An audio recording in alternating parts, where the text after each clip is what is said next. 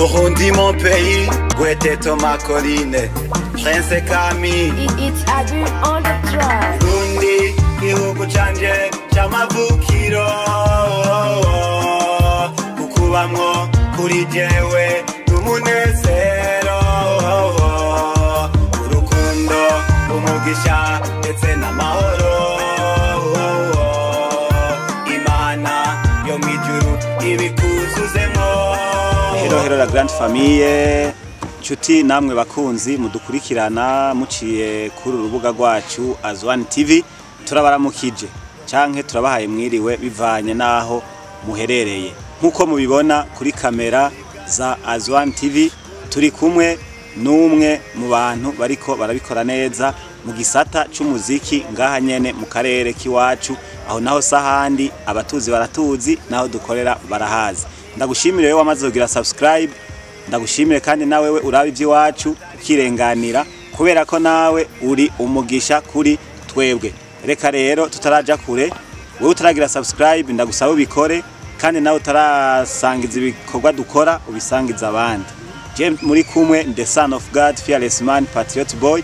Mbere ataco turavuga, tunabasaba imbabazi cyane kubera yuko hariho filme twariko turabahereza ngaha kuri Azwan TV yitwa Iyo Menya, harabaye ikibazo ntitwabandanije, ariko vuba episode ya kabiri murashobora kuyironka. Reka dusabe rero mutumire wacu atwidondore, kuko je no muvuga no hava nsanga ngira ngo nihenze nubwo nsanze ndamuzi, ariko reka mbanze ndamuramutse imbere yuko abidondora.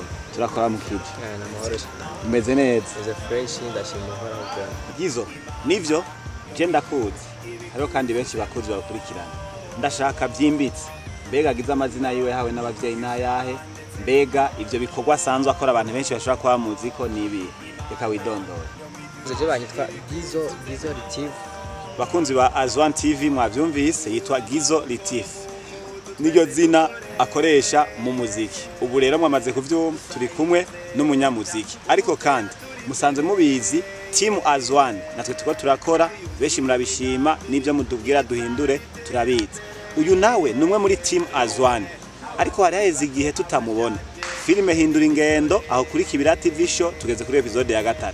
Murabizi ko ari team Azwan iriko irakora, kandi kindi murazi ko tubandanya dushaka gushikana ibikorwa kure by'abanyengabirano. Uyu nawe numwe muri team Azwan, kandi afise ingabirano, numu artiste cyangwa umuririmbyi, kandi no muri filime navyo turazi uko abishoboye. Gizo, tumaze igihe tutakubona, turashaka kumenya abakunzi bawe, abakunzi ibikorwa byacu nka team Azwan, abakunzi ba Kibira TV show, abakunzi ba Azwan TV, ngo babwira aho wahora canke ivyari bigufatiriye muri iyi minsi tariko turakubona mu kiringo kirenze umwaka. Ivyo usanga yamaze igihe kimwe hafi kiringo cy'umwaka ntaboneka, yaba mu karere yaba hehe. Nk'umu artiste mu bisanzwe uko duca muri byinshi bya bidukomeza, ndashobora kubicisha mu mpano yiwanje abaririmbira abatabara bashobora gutahura iyo nari maze igihe. Byatanguye byose umengo ni ibyo gufyina, inshuti zimbarira cika ukiza ubuzima, ndacika njya kure y'ibisanga, nkubise yinga mbiri phone irahamagara, Gizo vipi kiri gute musaza, ntiwogaruka ibyawe bive mu manza, utumva kwanje numviriza umusaza, buca kabiri mfata igari imwe yihuta, nerekeza nyumbani ntazi byanje uko bizakugenda, nashize home cyane ntigita wa musaza mbwira tuza mani byose ndabibona, kumva abanza aho bari bashaka kungota, badutega imitego muzehe biranga kwakema, tugenda buri gadi baducega nk'agapira, burya kwinosi ntacakitaba baregwa, kwica umuntu ahagaze nabyo biteye ubwoba, namazi iminsi ibiri ndiko ndazwa kwisima, iminsi ibiri heze njanga mu rubanza, ivyanje byari fasta, nisanze ngeze mpimbo, ari umunsi w'agahinda ntazibagirwa mu buzima, cakubwira amarira umuvyeyi yamarira, nabo nta muhwe bigeze batubwirira, nanje iyo ndi naguma mfise agahinda, saba imbabazi biranka ko ndazihabwa, mwashize imbere gukora ikibi cyane, mwibagirwa bazi ko ndi muto cyane, cyaha mwashize ko cyari kibi cyane, mwibagirwa iby'imbere ko bizoba bibi cyane, warakoze ikibi cya wishyuza mu nyuma, warabikoze nawe ubura inyungu mu nyuma, Imana yamihari ntiyigera idutererana, ze bige kubaho gukora ikibi utinya, kuko kwinosi nta nyungu yo guhemuka, narahabaye mbaho mbabaye mu mutima, naratezeza amacungu yuzura umutima, mbaho ndira ntagira uwo nturamarira.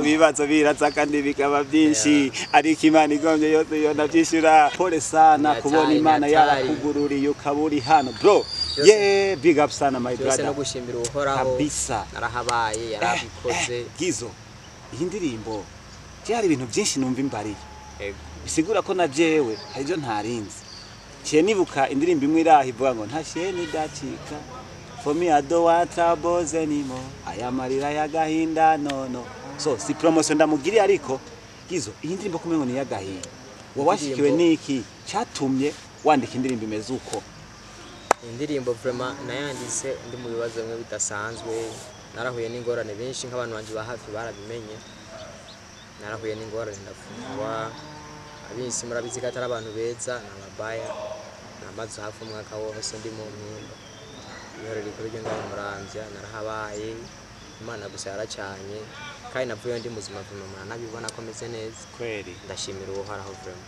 Imana ishimwe gizo kuba yaragufashije ukava n'icyo kibanza kitari kibereye bakunzi bacu bakunzi ba team Azwan nababwiye ko uyu nawe ari mu Azwan n'umunyembwabirano kandi Azwan mwibuke yuko ihangiro nugushigikira ugwaruka rufise ingabirano mwavyumvise avuze ko yaramaze umwaka wose urenga ari mu mpimba udukurikirana urashobora kuba wumva umengo ni ibintu bidasanzwe ariko rimwe na rimwe harakunda kuvuga yuko umuntu ashaka no kuzira ibyo adakoze gizo twashaka kumenya nimba atari banga byagenze gute kugira ngo bishike aho wisanga ugeze mu mpimba ariko uyu mwanya nyuma y'umwaka n'amezi atari menshi tukaba turi kumwe usanzwe byabaye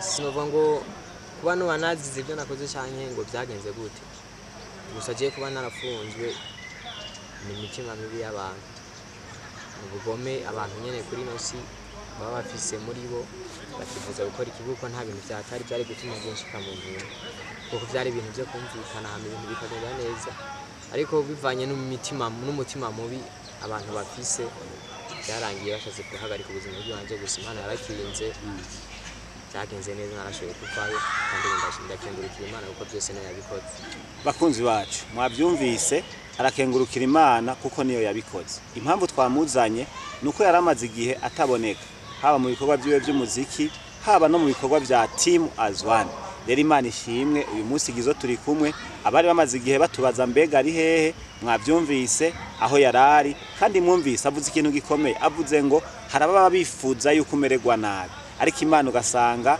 yaciye inzira ivy'ukuri ivyatumye aja hariya urumva yuko ari abantu bari bafitiye beef cyangwa bari bafitiye jalousie peut-être bashobora no kuba batari bifuza yuko yobandanya ibikorwa vyiwe twamuzanye rero gatuyage iyi ni kiganiro kizoza kituyagira kubijanye n'ingabirano z'abari muri team Azwan uyu munsi rero Gizo Boy niwe yabonetse hano kuri kamera za Azwan TV hari n'abandi benshi bari muri team Azwan baba artiste aho twababwira nk'amakuru y'uwitwa VY uwitwa Prince Kami bariko barategura gusohora video y'indirimbo yabo ariko uyu munsi kwera ko ari Gizo twaronse niwe tugira tuyage nawe atuyagira ibitari bike kubijanye na runo rugendo rw'umuziki na cyane hani wacu mu gihugu hagati Gizo kuvutanguye umuziki ndashaka utubwire mbega woba muri runo rugendo ugeze ku ndirimbo zingahe mbega ni igiki umaze kubikuramo nk'inyuma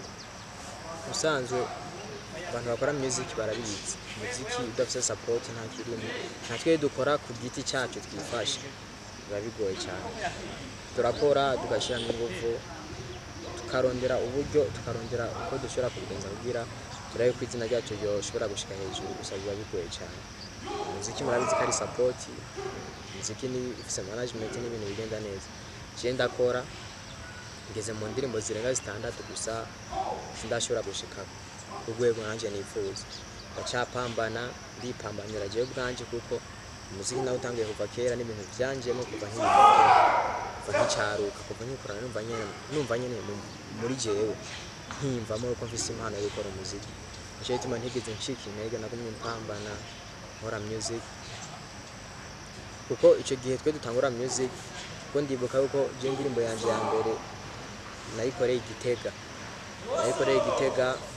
icyo gihe ndibuka ko namaze imisi 3 ndara muri studio umu DJ yankora indirimbo ya mbere namubwiye je shaka kugenda indirimbo ntayijanye kuko ico gihe nari nafashijwe n'abantu benshi kandi maze gufashwa n'abantu benshi n'abantu bari bamaze kwemera impano mfise cyo gituma nemeye ndavumira ndarara muri studio ndabisabye umu DJ reka nkora indirimbo kugira nzogende njanye igikorwa nkuko abantu bibafuje kunterera kugiresha niho nakora umuziki wanje wa mbere rero narakomeje urugendo no gusima bavuga ngo ndamaze kwigeza hehe niko gusa naciye mpora n'ingorane nyene y'ubuzima ariko umuziki sinaciye ndawuheba ahubwo nje kubandanyiriza aho nari ngeze hanini tuba dukeneye support kugira turabe yuko natwe umuziki wogira iki washobora kutubeshaho nkuko nk'akandi kazi kose abantu bakora ukivuze neza Gizo uvuze ngo byuko isi ndaronka support natwe tuhari nka Azwan TV tuhari kugira ngo dushigikire ingabirano nkuko bisanzwe biri mu bikorwa dusanzwe tugaragaza biciye mu ngabirano hari indirimbo yawe ya mbere uvuze wahereye ko ari nayo uvuze ko byashitse ukarana no muri studio bisigura ngo wari wabyitangiye nk'umunyengabirano wodushishirizaho gato y'iyo ndirimbo yawe ya mbere indirimbo nakoranye n'umukipe wo mu jama yitwa Maji indirimbo yitwa Rukundo nabacishirizaho gato ni wewe nakunze bose urabarenze eka sinihenze naguye kurenze ni wewe nguma ndota bose urabaruta wenzo kwambika impetsa tubana karamutsa kabisa mwavyumvise donc Gizo ndumva ingabirano si urondeza ni isanzwe ihari wavuze ngo mubamukeneye support uyu mwanya turafise abantu benshi badukurikirana mu minsi heze niho bavuga ngo ivyo kuririmba ngo nutugenegene benshi imbere bakabona yuko abantu bagenda mu by'umuziki ari abantu batagira indero ariko uyu munsi turashima Imana kubera n'abavyeyi baramaze gutahura ko umwana yashobora kuvukana ingabirano kandi akayikoresha ikamubesha turazi benshi babeshejeho n'umuziki benshi bakora akazi nyene ho kuririmba kandi batunze imiryango bafasha n'abavukanyi babo nashaka ndagubaze Gizo kano kabazo mbega wewe nigiki wosaba abo bantu badukurikirana kandi bumva bafise uwo mutima wo gushigikira ingabirano z'abana b'igihugu ciza cy'u Burundi bisanzwe muri music mu muziki dukora nka twe tukira underground umuziki n'abafana umuziki ufise abafana ibintu byose biragenda neza kuko muri babafana niho havamwo support hajya support ya mbere n'umufana ushobora kufise umufana bisanzwe nka twe tukicirondeza muri music turahura na struggle zirenze abenshi baduca intege harimo bavuga ati umuntu agiye muri bintu bya music bagiye ku bintu by'imogi biki ibintu by'ubuhombo byinshi niko benshi niko babifata gusa umuziki je no bakari nk'umwuga mu yindi kuko umuziki urashobora kukubeshaho umuziki urashobora gutuma ubaho rero nusaba gufana uko bareke kuza baratujajinga umuntu akora music ngo n'umufa benshi bavuga ibintu by'abantu bavuga ibintu byinshi duhura na struggle zirenze duhura n'ibintu byinshi muri music ntabwo dutera intege mu byo tubaze ko turakora kuko ujya muntu wese muri music bageze ku ntambwe aba bose bageze ku ntambwe muri music baciye aha natwe turiko turaje bareke kutujajinga rero icyo bokora badusupporting ariko dukurikirana badutera intege kuko turiko turakora niho natwe tuzobona gukorana ingufu kugira dushiye kuco twifuza na twebwe mwavyumvise avuze ko hakenewe gushigikirwa mbega wewe udukurikirana wewe uri kuraba ino video wowe umaze gukurikirana chaîne ya Gizo Boy reka tumusabe Gizo mbega agomba gufollowinga kuri YouTube no kuzindi mbuga ukoresha izina niri YouTube wanje nitwa Gizo Latif official kuri Instagram nitwa Gizo Latif official kuri Facebook nitwa Gizo kuri Twitter nitwa Gizo Latif official mwavyumvise urashobora kumbona cyane cyane YouTube nyine subscribe mu following ndafite n'igihe wagishasha nkubona namaze n'igihe kinini ntakora namaze ibisi ndi mu bishanga ndi mu gasho ndi mu mpimba ariko Imana yaracanye naravuyeyo musimbire kuri YouTube wanje muri Gizo Latif official mu ngire subscribe ndafite indirimbo nshasha zishika kuri zingahe mugire subscribe kugira muzo wa mbere mukubona ikibuga kiwanje muzamugize neza mwabyumvise avuze ko afite ibikorwa birenze bibiri agomba kuduhereza kimwe cyo mwacyumvise tugitangura ni nayo ndirimbo yatweretse yuko ahantu yahora hatari ahantu heza ndazi mushobora kwibaza ati none kubera ko atatubwiye atadomye ko avuga ati mbega atubwire imvo nyamukuru y'ikintu cyatumye amara uwo mwaka urenga mu mpimba. Ariko ibyo nta ngorane, tubandanye dushikira ibikorwa bya Azwan team, tubandanye dushikira ibikorwa by'abajene bacu, ibyo nya sa importe pe muga n'ivyaba ngombwa tuzomugarukana. None gizo nk'umwe mu gwaruka riko rurakora cyane kandi turabibona team Azwan irikirakora, turabona ibikorwa bica kuri Azwan TV, turabona ibikorwa bica kuri Kibira TV show, ni TV zibiri muriko murakorera ko nka team Azwan. Nk'umwe mu gwaruka rusingabirano, mbega nizihe ndoto z'ibisazi yifuza gushikako muri kazoza kiwe na cyane cyane muri no mwuga wiwe wo kuba umunyatugenegene? Bisanzwe je indoto z'ibisazi mfize muri jewe.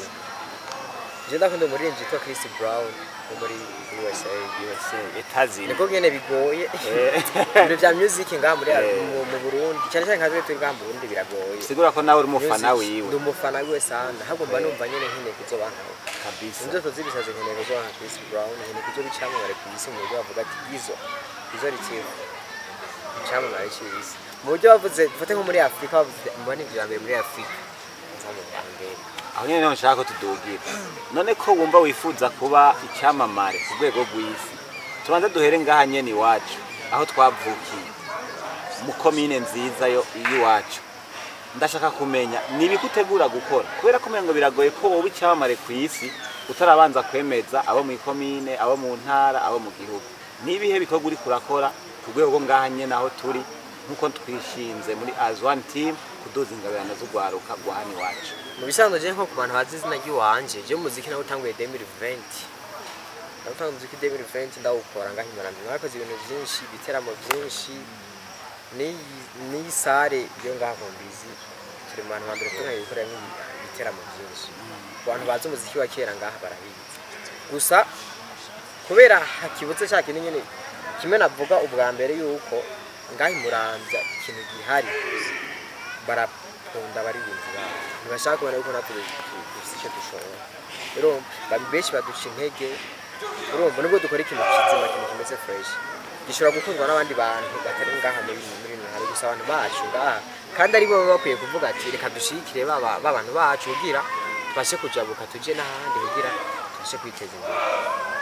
Nico rero kibuze cyo dusaba badushigikire, iyo dukoze ikintu bagikunde bavuga ati nico umuntu wacu kugira natwe turabe kuko tumaze gukundwa nabo ngaha, abo nyene badukunze nibo bazokongera banatujabukane badushire mu zindi ntara.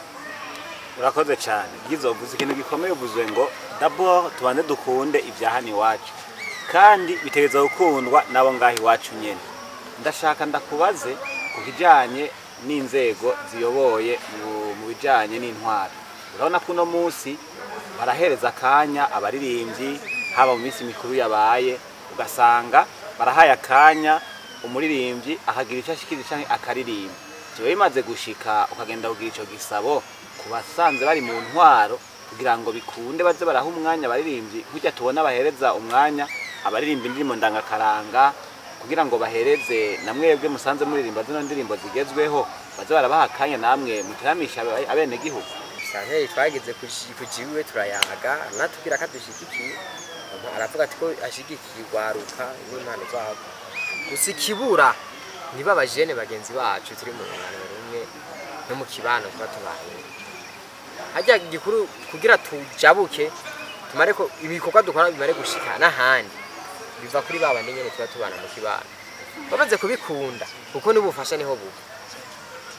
Bamaze kubona yuko ibintu turiko turakora byo bifitiye akamaro igihugu cyacu cyangwa byo bifitiye akamaro intara yacu, barashobora kuvuga ati reka dufate mu mugongo ujya mu kugira turabe yuko yoshobora kugira iki gushika imbere. Bimaze kugenda kwamaze kugira uwo mutima ushobora gushika intego yacu, twakora n'ikintu kikagenda kigashika kure. Urakoze cyane. Uvuze ko dukwiye gushikirwa kandi ndaza hakama bakumvise narya turi mu ntunganyo nshasha. Nyakubahwa asanzwe arongoye ikomine yacu nziza yamaze kubyumva, ndazi nakekeranya ko vuba cyane Azwan team irahari kugira ngo ikore, kandi bakunzi bacu mubandanye muvyibuka turi muri Association pour l'encadrement des jeunes talentueux. Iryo ni ishyirahamwe gishinze gushigikira canke gukurikirana ugwaruka rufise ingabirano, ari naho iyi projet Azwan TV yavuye, ari naho aba bose bagizo bisanze muri Azwane Team. Nukuvuga ngo Azwane Team ni imwe muri projet za AEGT, Association pour l'encadrement des jeunes talentueux. Twongera kubabwira kandi yuko abari bamaze igihe barindiriye filme iyo menya episode ya kabiri byaragoranye, twakibabwiye tugitangura ikiganiro, mubandanye mwihangana, ariko vuba turizera yuko bazobikora hanyuma bikagenda neza, mukabandanya muyikurikirana. Ariko mubandanye mukurikirana Hindura Ingendo iri ngaho kuri Kibira TV show, kandi nayo nyene iriko ikogwa n'ugwaruka canke abajene bo muri Azwane Team. Kuvuga ngo Azwane TV na Kibira TV show bariko barakorana mu buryo bwa partnership kugira ngo tubandanye kuduza ingabirano z'ugwaruka wa hani wacu muri commune nziza ya Muramvya. Gizo, wavuze kufana umuririmbyi w'umunyamerika Chris Brown. Harakarimbo kamwe canke tubiri woba ufise twuwo muririmbyi kugira ngo abadukurikirana bumve ko byukuri ari byo? Chris Brown ni umuririmbyi yaririmbye kuva kera, ni umuririmbyi nakuze numva mu bisanzwe. Indirimbo ziwe nzi nyinshi cyane kandi zirarenze, ntashobora kuvuga nonga uducishiriza ko nakamwe ko bari. Hari indirimbo yitwa Angel. Angel #1. Indirimbo sose mu mwaka. Asante sana Gizo, birumvikana nawe uri umuririmbyi ari karaza kandi benshi babyumvise n'indirimbo waririmbye ugisohoka mwibuye niko twovyita. Tunihanganisha abantu bose bashobora kudukurikirana bari mu gasho mu mpimba impanuro habajene bagenzi biwanje twari usanzwe aba ntacyo nta kibazo.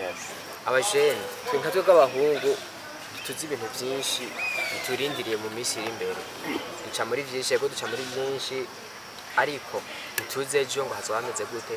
Gusa iyo mugenzi wanyu ashitse mu bibazo, iyo mugenzi wa ahuye n'ingorane kazi meze gute, uzomugweko kandi uzobeke kumufasha, kuko ibyaka abamaze kujamwo hari igihe abakeneye wo mugenzi wiwe wamubaye hafi. Je kana rindimo nari nkeneye abagenzi nubwo ntababonye.